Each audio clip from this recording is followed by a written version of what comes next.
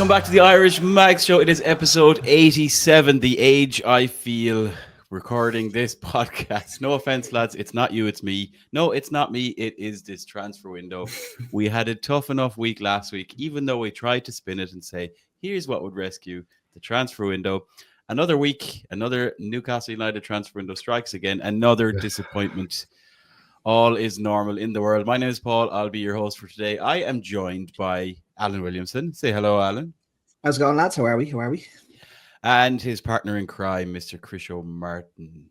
Hello, everybody. I've just got a full mug of just straight vodka because it's been a bad week. I was going to say, it's a bad week. Has the transfer window gotten to Krisho? He's not even got a glass of red wine in his hand on the podcast. This is strange. Maybe not all is as normal as I thought it was. But speaking of which, we do have a very special guest with us who decided to dress up just like Alan. If you are watching on YouTube, they are twinning it up here on the podcast.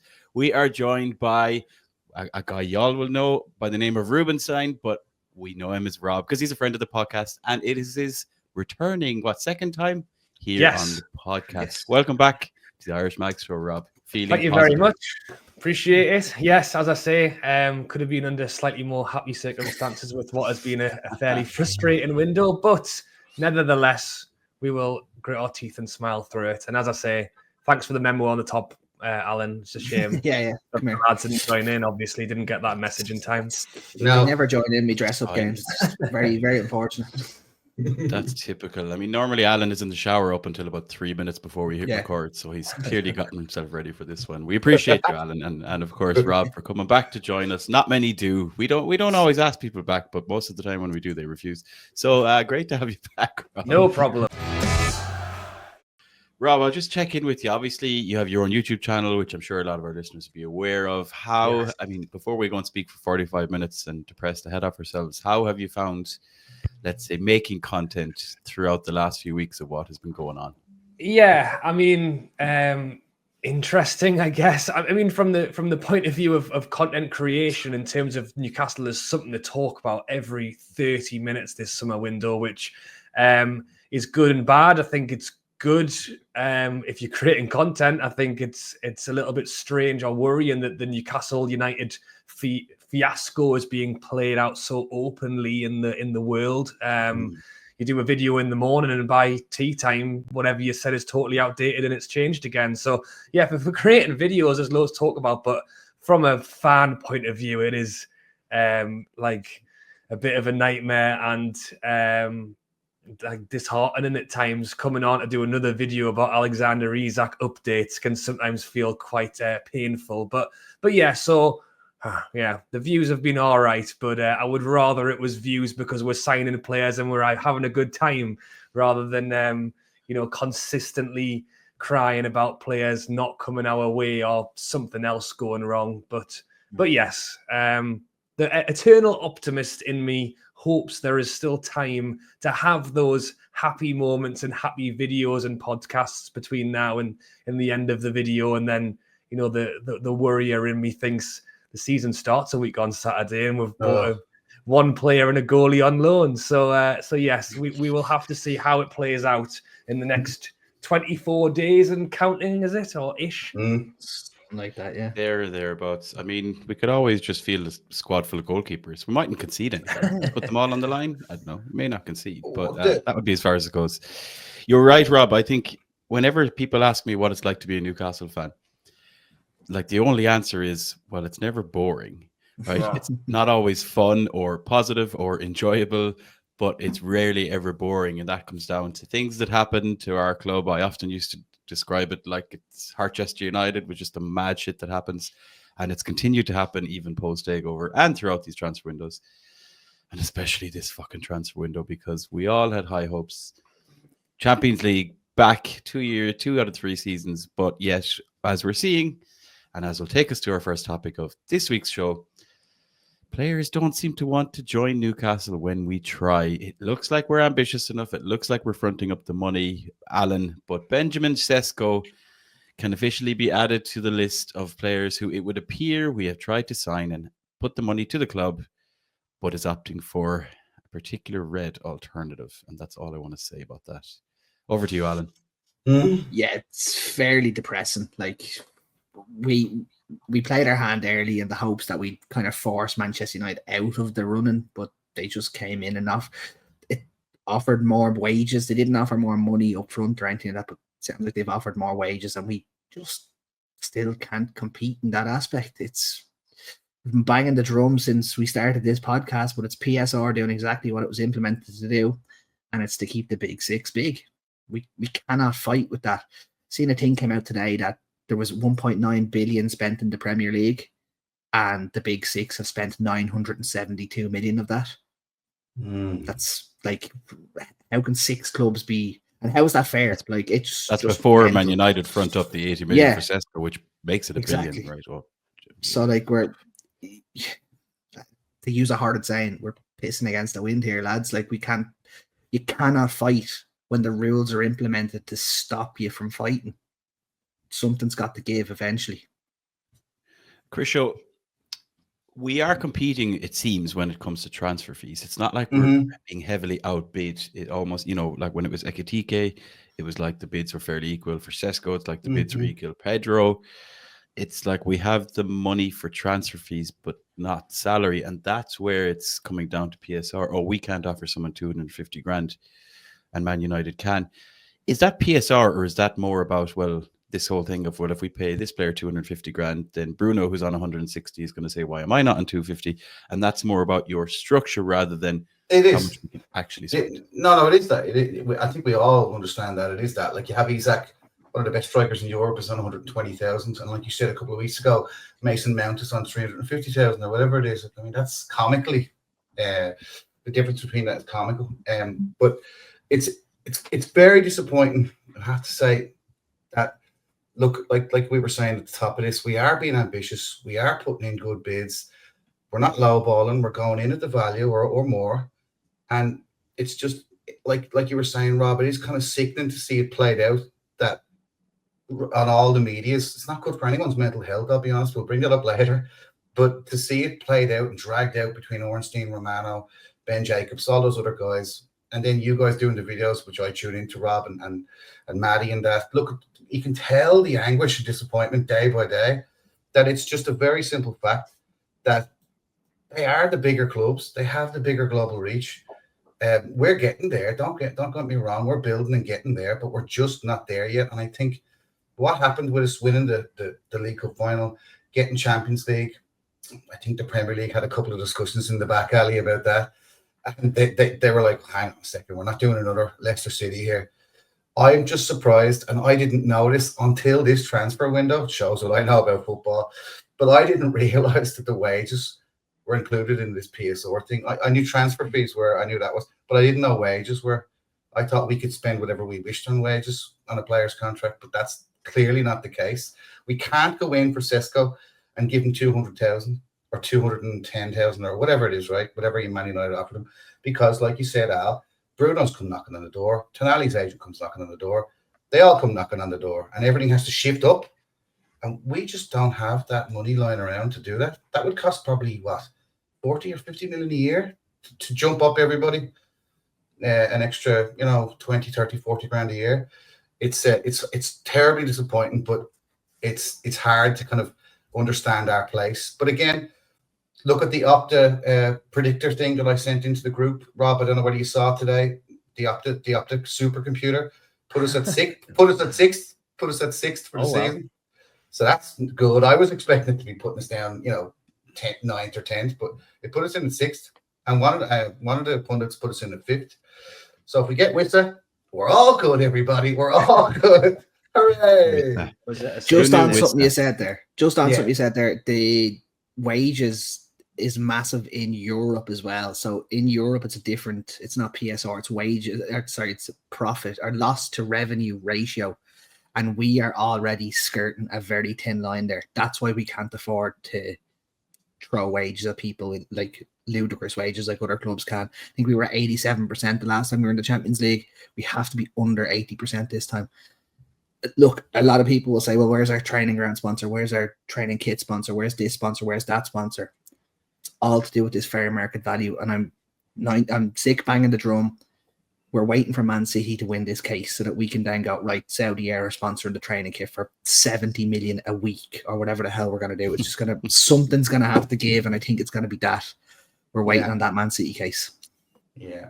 And then we'll have the Irish Mag Show sponsored by whatever Irish pub is currently the biggest one in Riyadh. Yes. But we do have Guinness though. Let's everybody celebrate. Because Rob, I know do you like to find a Guinness? I do like a Guinness. Yes, black and white beer. a 3-year contract. A 3-year contract with Guinness. It's a no-brainer. Black and white. Announce that, Fabrizio. Yeah, I don't agree with the supercomputer, but I think we'll come back to that towards the end of the show. I have a couple of questions on it. But Rob, look, obviously, you know what the lads are talking about there. It's like we can't afford it. Like we're 2 Champions Leagues in 3 seasons. We're probably way ahead of where we should be, in terms of like achievements, and then expectations go with that. And clearly, we can't compete. These things take time before we can gradually, you know, as Chriso said, shift everyone up. But we need the time to level out the earnings over the number of years. But I still feel like we're doing something wrong. And just before we hit record, one of the lads mentioned not having a sporting director is very costly in this. And apparently the Man United sporting director is a former Red Bull / Leipzig / Salzburg, whatever, scout and recruitment director, whatever. And he actually brought Seshko into Salzburg before he went to Leipzig, I believe. Now, that's a unique case. You're not going to have every sporting director that knows everyone, even though Mitchell also worked in that word before. We won't talk about him. But I still feel like we're missing a trick. If I was to say, congratulations, Rob, you were the new sporting director of Newcastle United. All the YouTube subscribers rejoiced, finally got their wishes. What are we not, like, how are we not selling this better? Where are we missing a trick? Yes, Man United are Man United, right? But all of us are old enough to know that Man United haven't been Man United since Alex Ferguson left, realistically. Fleeting things with Mourinho, a couple of cup wins with Ten Hag or whatever, but they still carry that status, even though it's absolutely in the past. Yes, we're more of an up-and-coming kind of a thing, but I'm seeing these tweets online. Paddy Power, I think, even put one out, lads, if I'm right, saying, you know, Seshko is opting to join 15, 16th place Man United rather than going to play Champions League football with Sandro Tonali and, you know, be coached by Eddie Howe and play with Bruno and Anthony Gordon, blah, blah, blah, blah. I just like, what are we missing? Are we missing a trick when it comes to these conversations with the player? It doesn't seem like we're doing it with the club when it comes to negotiations, but it seems like we're clearly not selling it. Is that just money, or where are we falling back?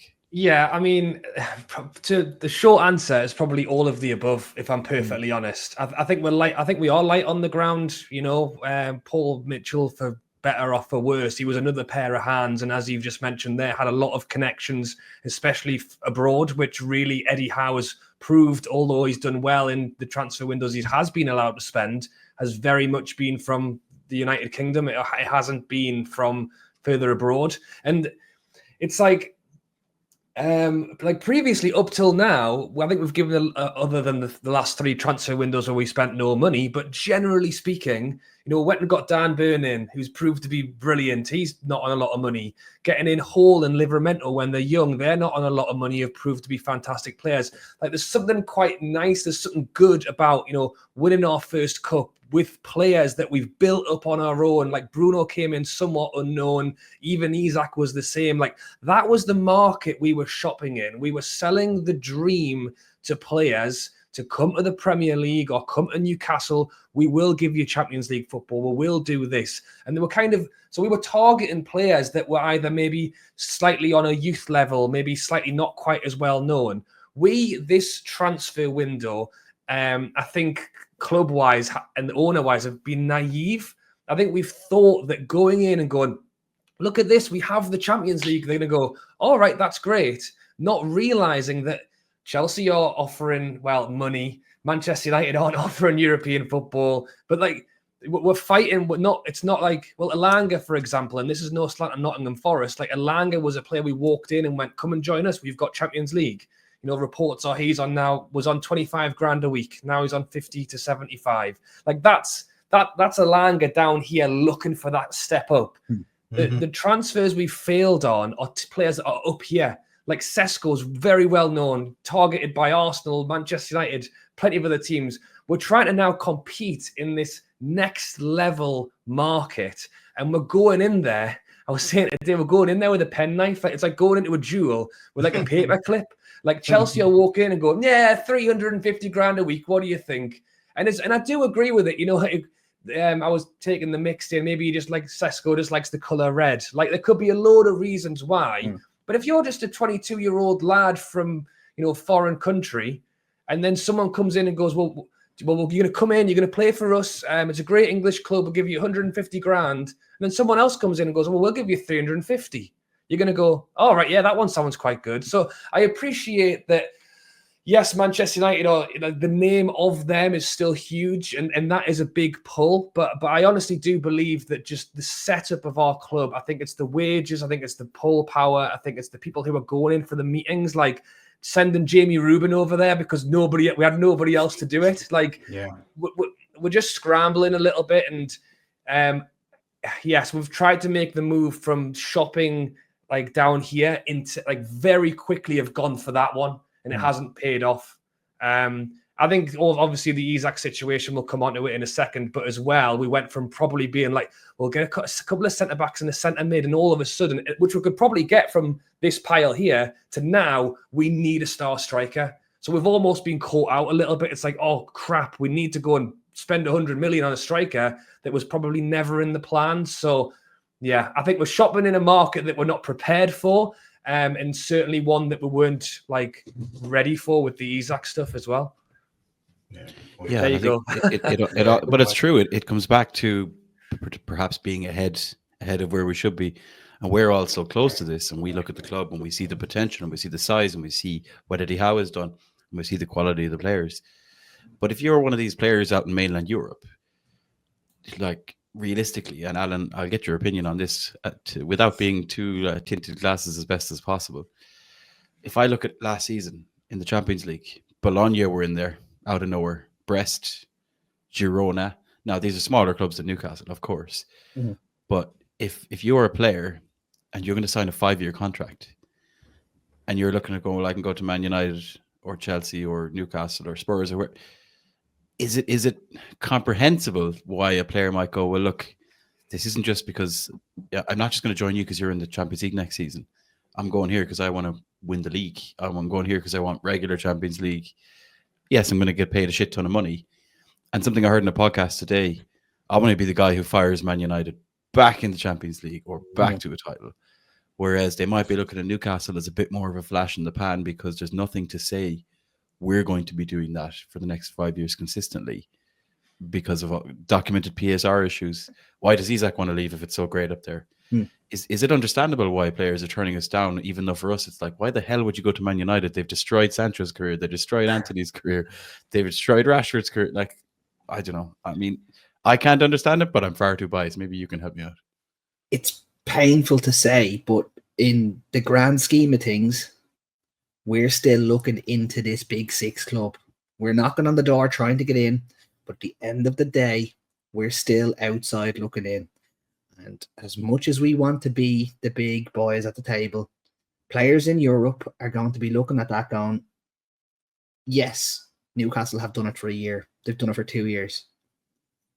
What's 2 years in the grand scheme of the Premier League, if you know what I mean? Like, it's tough to say, but as Rob said, we tried to skip. I think we tried to skip a level of signing. We kind of went from I don't want to say bottom of the barrel, but we tried to sign players that were going to save us to buying players that are at the top level of the game. We kind of never bought in and around the mid-table levels of players. I think he said we were naive. It's the perfect word for it. We've gone into this window blindsided by what's happened. But when we've reacted poorly, and it's just the optics of the whole situation. The players looking in now have gone, what's going on? Why would I go to a club that are clearly in turmoil? Because it's not looking good. Anyone who they've wanted to go for, bar the players who have, I don't want to say have no better options, but Ramsdale wasn't getting another move to a Champions League club. Elanga wasn't getting another move to a Champions League club. Why would they choose another club, or why would they choose Newcastle over that? We all will say, oh, why wouldn't they? We're all Newcastle fans. It's very hard to look at it objectively, but I seen someone say it earlier that We Are Manchester United still has pull, and it's shit to say, but unfortunately they do. Like they're a mid-table Premier League club at the minute, and they can still turn around and offer 2, 3, 400 grand. They're paying Casemiro 400 grand a week. That's just like, we cannot even touch the surface of that. We're just not at that level yet. And it's as painful as it is to say, you have to just go, we need another couple of years of building. And I've said it before, I don't mean that we're ahead of schedule when it comes to a Champions League. I think us winning the cup and getting into the Champions League was right on schedule. But the first year of Champions League came too early, and now we think, I don't want to say we think we're bigger than we are, because we are a massive, massive club, but we think we are moving into that next echelon, when I don't think we're just at that yet. We're still in the fifth to seventh category when we're trying to break into the top 6. It just hasn't happened yet. I think we need to temper expectations a small bit. Yeah, I mean, we're blowing our load here a bit too early. And excuse 21 minutes into the podcast. Excuse the expression, right? But like, it's very evident. And Rob, I don't know whether you heard anything around the circles or up in Newcastle about what happened with Paul Mitchell, but like Eddie Howe said, he was surprised that it happened, getting a phone call in the morning saying, "Come back off your holidays." Mitchell's, he's knocked off. But after that happened, that Mitchell kind of dropped it on that Sunday, "I'm away," or on the Monday after, "I'm away." That's the first scramble. That's the first chaos that happened. And then all of a sudden, right, this Isak thing crept in. Oh, he didn't get a contract, right? Well, we'll have to talk to him about a contract. His agent's like, he doesn't want to talk about a contract. He's going to Liverpool. That's the second chaos button pressed. And then the fact that we haven't been able to bring a DOF and a CEO in, which I find that's the one. The mind about all the other stuff that we've talked about, that one there were those 2 appointments. We haven't got them in, and it's nearly the 6th, 7th of August.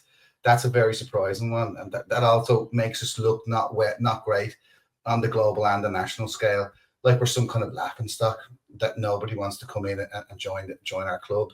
Not even normal appointments, don't mind playing staff. But it's just, there's so much chaos there that, coupled with the expectation of our fan base, the chaos that went on behind closed doors that the club really haven't communicated about, has created this disgustingly large, poisonous bubble that's ready to pop, frankly, that until our fan base kind of realize what we've just discussed is that we need to kind of, like Wissa, like you were talking about there just a second, Al. Wissa is somebody that isn't going to have a Champions League club coming in for him, and he now has, so he wants to jump up like a Langa, like you said, Rob. We need to go for players like that are willing to come, happy to come, and want to like wear the badge. Same with DOF and CEOs coming in. We need people to come in and deliver the project. It's just that I think that because of the success on the pitch, I'm not saying we have, because we look at this very closely, especially you, Rob, which what you're saying on your channel, but we've missed what's gone on in the background. Because we've all been waving our flags going, "Come on, Newcastle," in the background, there's been a couple of car accidents. The place has been smashed up behind us while we're supporting the club and looking at our trophy. Something's gone very, very, very wrong in the background. And what has happened over the last couple of weeks about transfers and the window is clearly evident that what's gone on in the background from that Sunday meeting with Paul Mitchell and Eddie Howe, something at the top there. Amanda and Murdad going was the first start of it, then Mitchell going, and now we have this situation.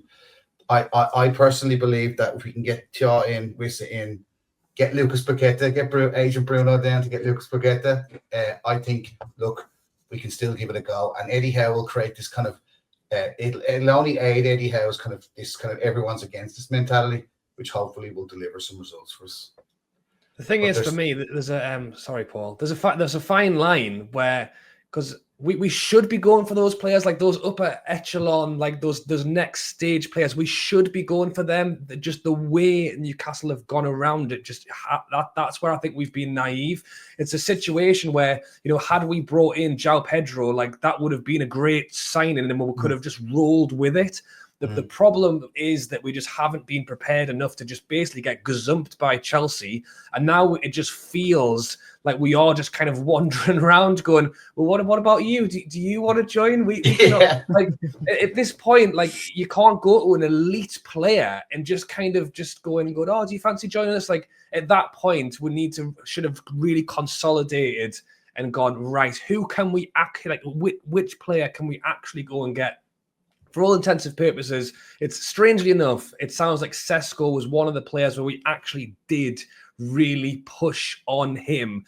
It's we went in with an offer. They didn't even reply to it. We got sick of waiting. We went, you know what? Fine, we'll give you more money. Just like so, it does sound like for all the players, that was the one we really tried on. Not like João Pedro, where we offered 60 million or whatever, and went, well, just let us know. Just get back to us in 3 weeks. And then in that time, Chelsea came in and went, all right, we'll pay him and we'll give him double the wages. And we're just sitting there going, oh.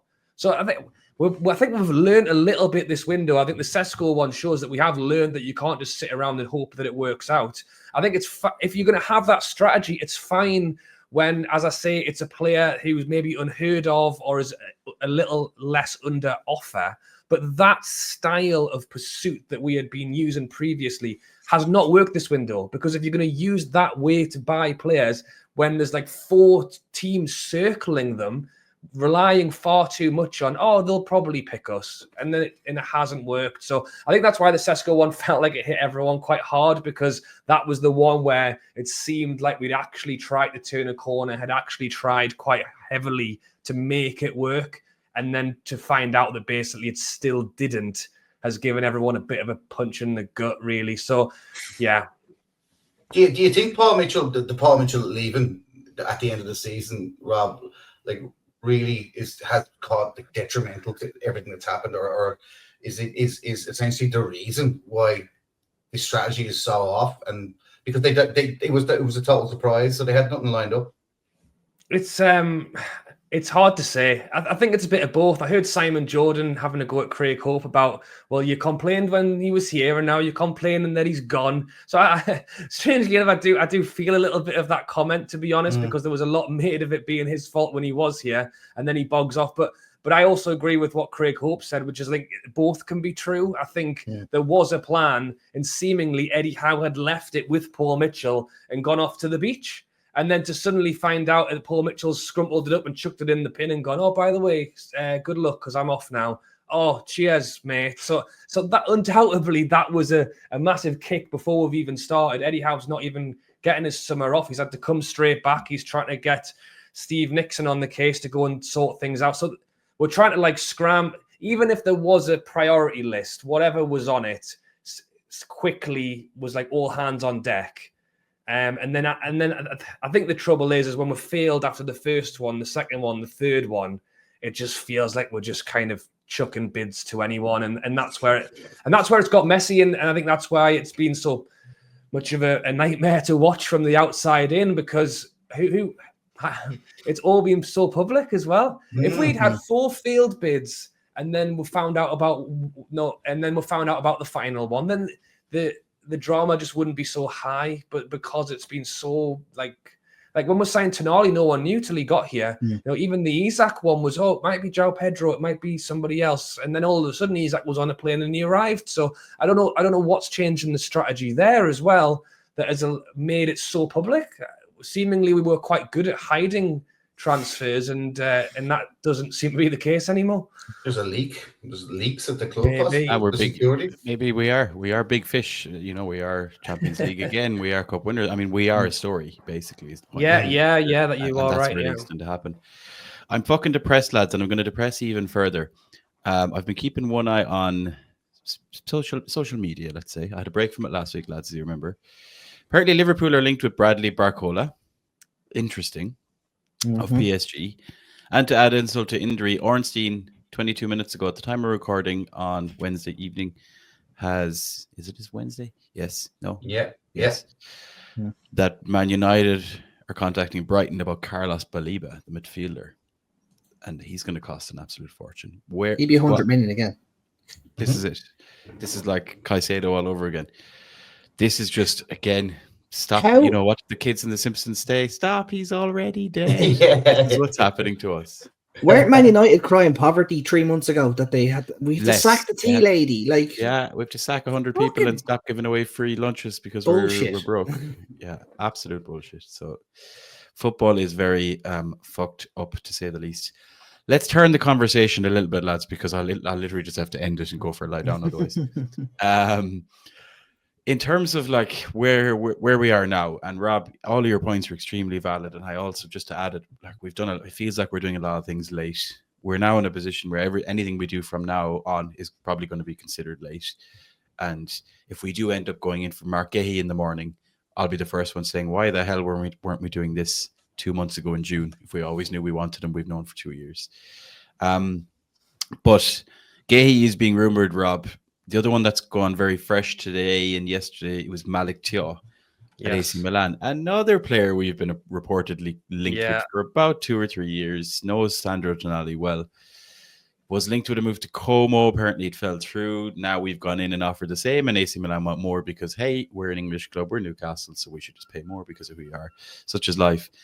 Again, there's frustration surrounding this, but where are your thoughts with that centre-back role? It seems to be Mark A and Malik Thiaw. The Scalvini one seems to have dropped off completely.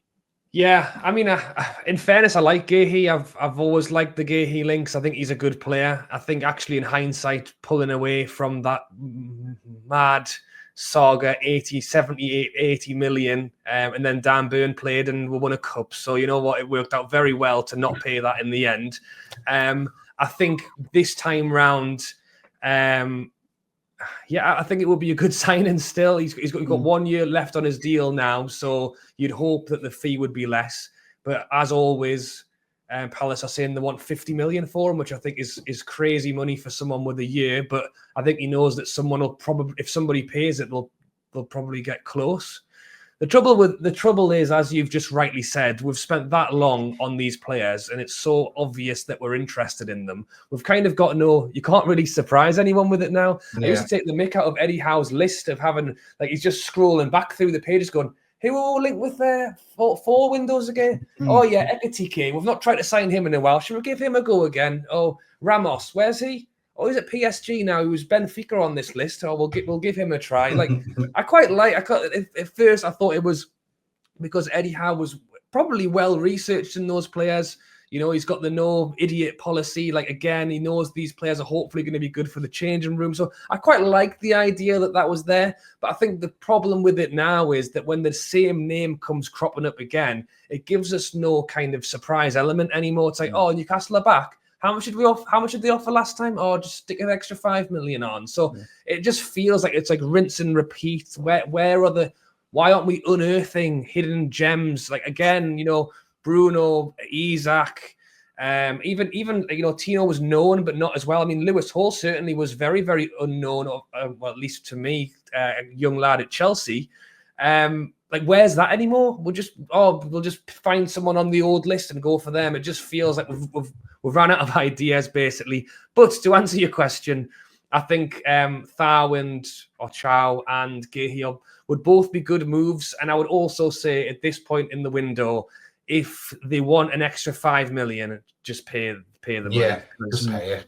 We are dancing around an amount of money that could, like, if we could have just paid the extra 5 million at the start of the summer, and then we could have probably sold enough shirts with the name on the back to make up the 5 million that we could have got. So for me, we're at a point now where, fair enough, if it's like 70 million, it's like, no, like, you're out of this world. But 5 million, just get it done. If we're going to end up selling Isak or whatever, in theory, we've got money coming our way. Just pay the 5 and get him in for pre-season. Like, surely it's worth the money to give like a full. Well, the pre-season's over now, so that battle's lost. But yeah, to have them for the second game is better than coming in, you know, after 3 or 4. Yeah, and you're so fucking right when it comes to like Ramsdale. That's so 2-3 years ago. João Pedro was 2-3 years ago. You know, it's like you said, we're just sticking with the same shortlist, and we couldn't be bothered renewing it. I'd like to think that life isn't that simple. Well, the thing is with Alan, that list as well, that list from 3-4 years ago is when Ekitike, it was before he joined PSG, it was when he was unknown. João Pedro, it was when he was at Watford, it was before he was at Brighton. So this list, in fairness, was full of young upcoming players that probably didn't have a price tag. We're now going for them when they do have a price tag, and they've got 4 or 5 other teams going for them. So refresh the list. Yes, the list needs refreshed, and I think, as you were saying before, like not having Paul Mitchell, not having more hands on deck, that has caused Eddie Howe to just revert to type. Like, we need a bigger backroom staff, we need more scouts, we need people, as you said, refreshing the list. And Alan, Aston Villa look like they're doing this a bit better than us. They signed this guy Evan Gessan, whatever, however you pronounce it.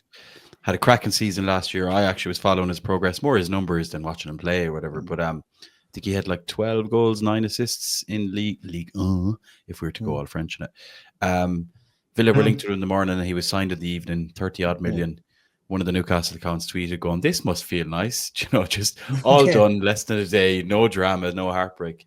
We don't seem to be doing that, but just sticking. I know you're going to make a point there, but like with that striker situation, we're now back to a couple of the same names now. If Sesh goes off the radar, Ollie Watkins' name is there, Strand Larson. I don't think Ramos at PSG is realistic. And then there's Samu, formerly Amardian, is now Agahawa. I think he's changed his name of Porto. But make your point. Sorry, you were going to make before I interrupted you, and then talk to me about this striker position. Point I'm going to make is going to be one that you'll agree with. There's been no Football Manager released in 2 years. We haven't updated our list in 2 years. The Wonder Kid list hasn't been updated. That's what's happening. Everton use it. Everton use it all the time. They do. Everton notably use it, and have been using it. But like, that's what I mean. Like the strong argument that they're not actually not using that type of list, but like something does need to change. But yeah, striker wise, I was saying at the start, Samu Agahawa, whatever his name is, great player. But I could see our fans turning on him very quickly. He is young, he's big, he's powerful, but he doesn't always have the greatest of first touches. He doesn't always pick the right option. He doesn't. Listen, he's better than starting with Willa Sula up front. Let's be very, very honest about it. But I also think that Porto will want 70, 80 million for him, which I just can't see us justifying that outlay on him. Ollie Watkins, I can't really see that one happening either. Why would Villa sell Ollie Watkins to us when we are the two clubs that are trying to break down this big six? Who else have we got linked to us? One that hasn't been linked that I think we really should actually have a look at is Julian Alvarez at Atletico. Big money. Money's all around. Big money, yes. 100 million. We were offering that for Sesko. Why wouldn't we go out? That's the Premier League tried and trusted. He'll get us goals. We need a striker, lads. Who else are you gonna go after? Yeah, I mean, it's Graham Crishaw. We're talking about, like, let's go find some unknowns, some wonder kids. And then John McGinn's name pops up today. Just like, come on, John McGinn. Why? Like, why? Again, Eddie Howe. I know he's Scottish, but he's got great Premier League experience. He's the Aston Villa captain.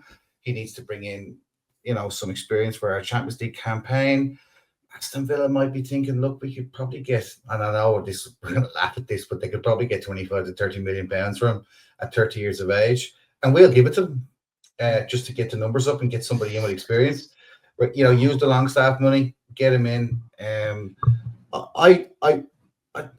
Because the window's been so disappointing, I don't think I'd be that disappointed in this. I'd be like, geez, at least we can get 2 years out of them. Your standards have dropped big time.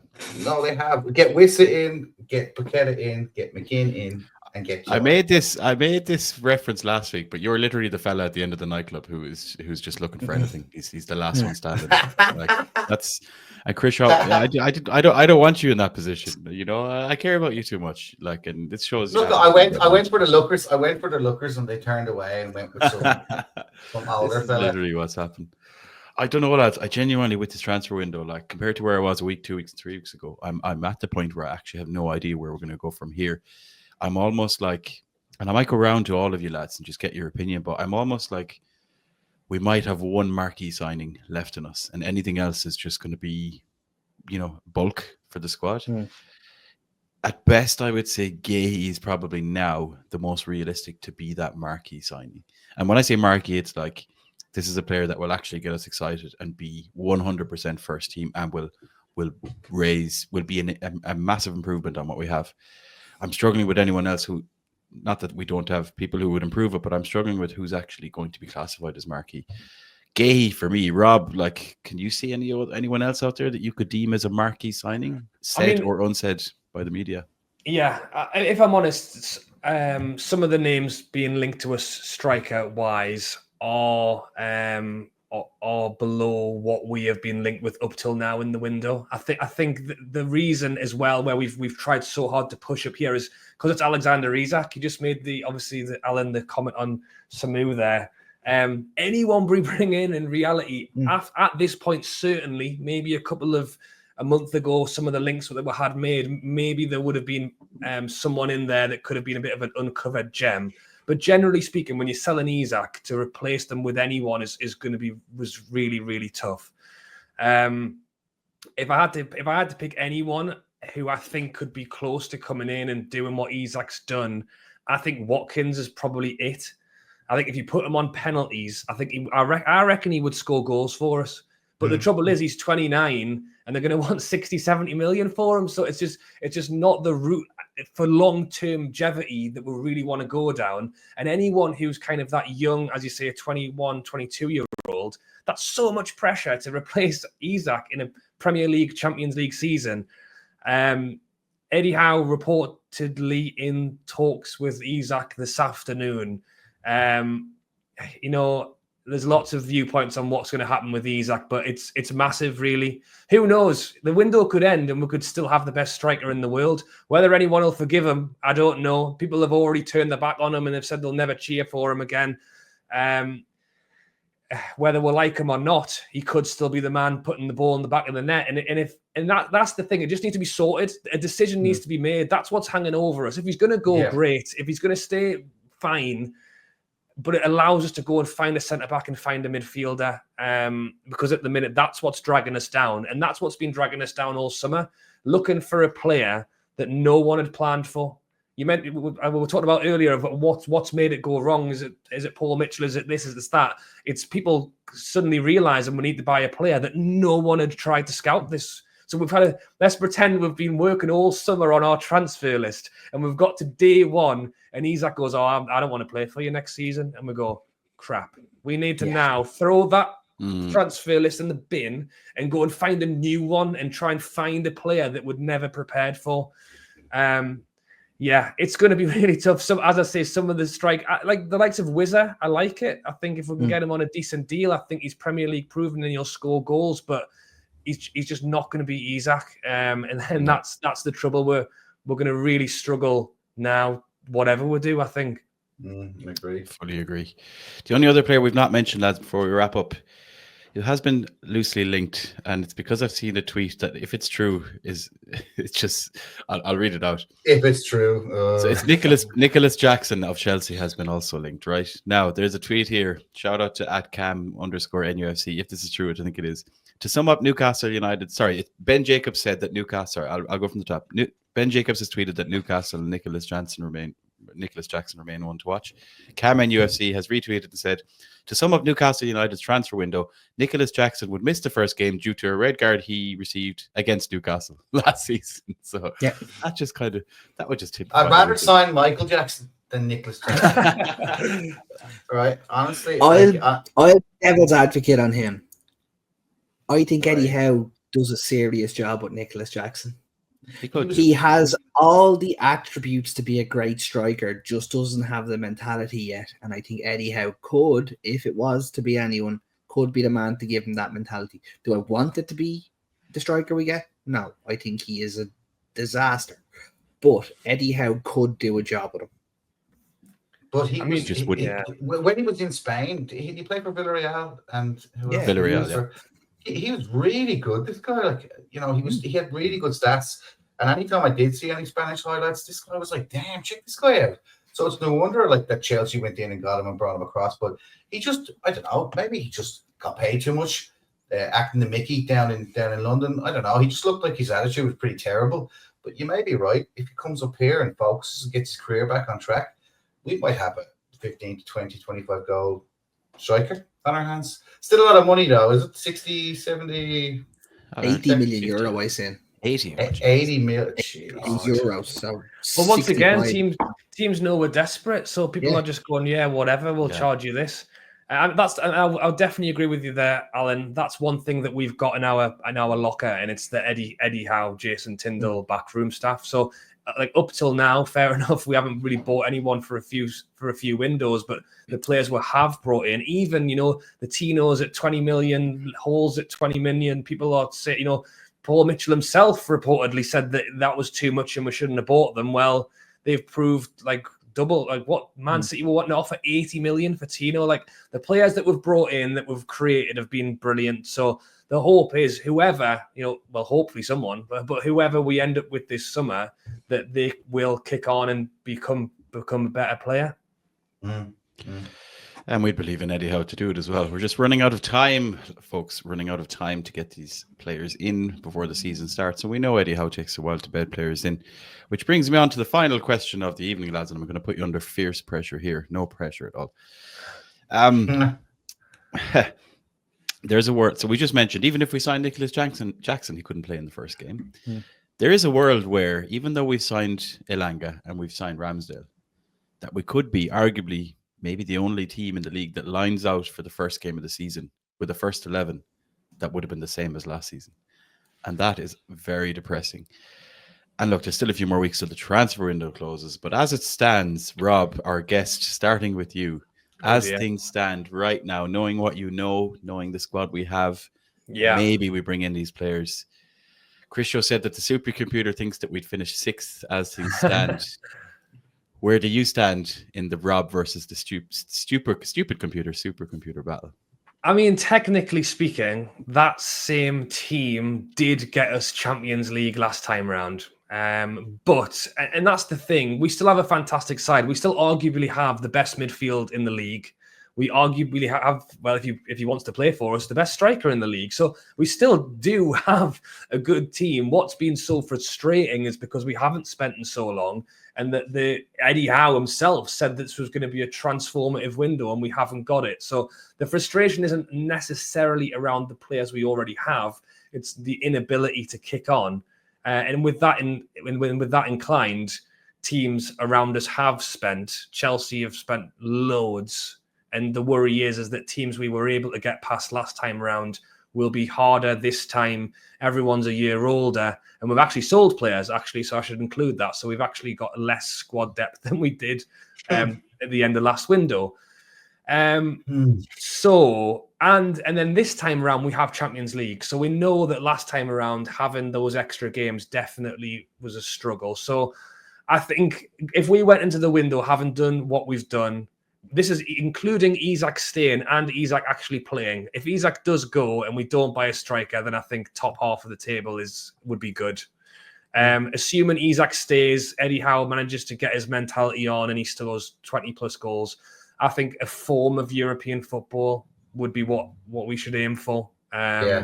Europa over conference would be nice, but I just think Champions League would be far too much of a stretch without doing anything this window. I think if you offered me 7th now, conference, I would be inclined to take it, actually. I don't know if that's defeatist or if that's positive. I will let you guys let me know. Let's go realist. Let's go realist. Okay. And let's go to a man who's not often being associated with being a realist. Chris Shaw. Yeah. Same question. Christ. If I was to ask you straightforward, what position do you think would finish in the league based on the vodka's kicking in? All right. So look, listen, this has been a divorce of its excitement and expectation, a literal breakup mentally and in terms of heartbreak over the summer. This has been a disaster. I didn't want to say the F word, but It's been a disaster. I don't care what we do in the next couple of weeks. It's been an embarrassing disaster. And there's a lot's got to be done over the next couple of weeks and months to gain the trust of the fan base and what we're doing here. But look, I think that if we don't get 3 or 4 players in, including Lucas Paqueta, I'm going to keep saying it because he's coming in because Bruno's going to get it done for £35 million. If we can get a couple of players in, we can get 7th, 8th. And we should be happy with that. But if we have a transformative January, maybe we might push ourselves up to 6th. Yeah, that's definitely for another day and another podcast. Sure. There's no point. It's just 6th to 8th, Paul. 6th to 8th. Okay. 6th to 8th. So you're fairly close to Rob. Alan, same question. I think we get 5th, and I also think we bring in 3 more players in this window. Oof, God, I hope so. Still 2 weeks to go, lads. You have to back the club. They have not done anything wrong this window. All we've done is turned around and had a couple of bids rejected and told our best player that we don't want to sell him. So do you think it'll be with Isak up front next season? Yes. I think it's going to be that we turn around to Isak and say there's no option of replacing you. We're going to give you a choice. You can either sulk and try your toys out the pram and Liverpool don't want you anymore, or you can prove to Liverpool what they missed out on this year and we'll let you go next year happily. There's your choices. I was talking to the lads earlier about it. Arsenal went in with a bid of £40 million and £1 for Luis Suarez all those years ago, and it was rejected and he was throwing his toys out the pram, and Liverpool turned around to him and were like, prove that you're worth more than that. And he went to Barcelona the next year for 60 odd million or something like that. It's very easily done. And we can turn around and be like, there is what we are telling you. We signed this new deal. We'll give you 200 grand a week. We'll put a release clause in it for you. We have to sell you next season as long as someone reaches our obligation. That's the easiest way to get them happy again. But it is what it is. Oh, look, it's Paul just live coming in here now. Hang on a second. I think Sesko to Newcastle is going to get announced at 9 p.m. So yeah, just end the podcast on a fantasy note. Yeah, he's not going the vodka has officially entered his bloodstream. That's it. We're over. Yeah, we're over. My take on it is, it all boils down to Isak. But as it stands, I don't even think we'd get Europe based on right now. If we see, like, if the transfer window closed now, today or tomorrow, I think we wouldn't even get Europe. That's because, okay, number one, Isak's situation, things are a bit of a mess. A lot of our players are a year older and they don't have a lot of years to spare. So that's concerning as well, particularly in defence. The other thing is just everyone else is strengthening around us. Chelsea finished above us and have strengthened. Liverpool have completely strengthened. City have completely strengthened. Arsenal have finally got in a striker that might score. Man United and Tottenham both adding players. Tottenham have added like Kudus there, Palhinha, and they're still going. Better manager. I think it's just going to be a tougher season. So we need a lot to happen before this transfer window closes. And even then, lads, I still think we're miles off Champions League, even with Isak, just because of everything. Yeah. Big season needed by Gordon. Big season needed by Bruno. Gordon in particular, I think, as well. And then we see what Elanga can bring. Well, on that cheerful note, what a way to finish this week's podcast. A big thank you to everyone listening and watching, and a even bigger thank you to Rob for returning to join us this week.